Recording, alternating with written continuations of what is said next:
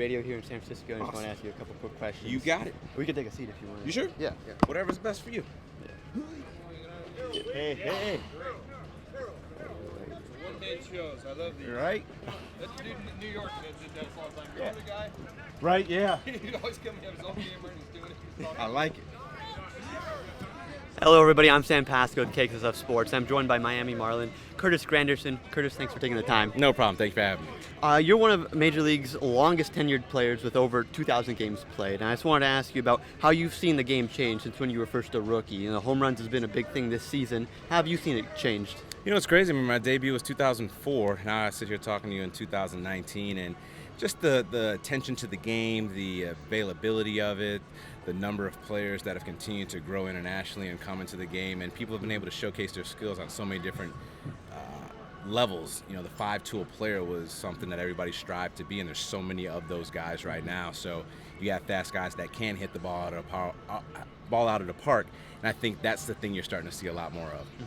And speaking of change, this Giants team you're playing tonight is going to go through a lot of change with manager Bruce Bochy retiring this year. Do you have any Bochy memories from playing over the years? You mentioned 2004. It's been a long time. Do you have any Bochy memories? I got a chance to play with Bochy when we went to Taiwan back in 2011. We did a MLB ambassador trip, and him and his coaching staff were the coached that team. It was really cool. We had a bunch of guys from all over Major League Baseball went out there and played against some Taiwanese All-Stars. And the biggest thing, I didn't realize his hat was so big. I tried to put it on, and it was on to here.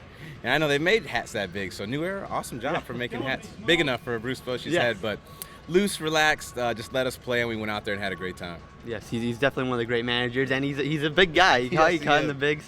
And going back to your game here, I want to talk about you're one of the most patient hitters too in baseball, taking a lot of pitches, grinding through at bats. What is your approach at the plate right now in this stage of your career? You know, it's funny.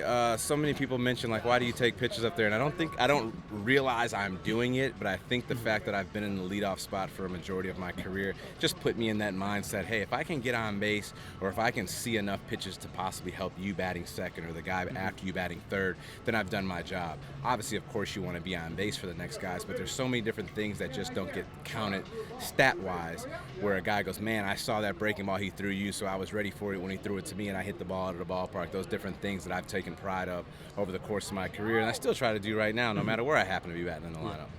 You mentioned statistics, and sabermetrics has been a growing part of the game now after Moneyball, kind of the post-era. How much do you look at that as a player? Do you have tendencies? I know they have a lot of stats they give to you to prep you on pitchers. How much do you incorporate that into your game? Because you're obviously a great player that might not really need any of those, but how much do you use those? The funny part is there's so many of them, and you have to find out what works for you. You know, for you it might be different than me. Some of the big things I always want to know if I'm facing a pitcher, I want to know what pitches he has, which ones he throws for strikes, and how hard he throws. And that's the main thing for me. If it gets more than that, like, you know, his spin rate is this or his break rate is that, that's too much. Because if it's going to be spinning, I'm not going to be able to see the difference anyways, you know. And there's some of them I still have no idea what they are. Like there's like WRC plus and WOBA. And we ask guys on our team and no one knows. So it's funny that the guys playing the game don't know what any of these stats are. We're still trying to figure those out.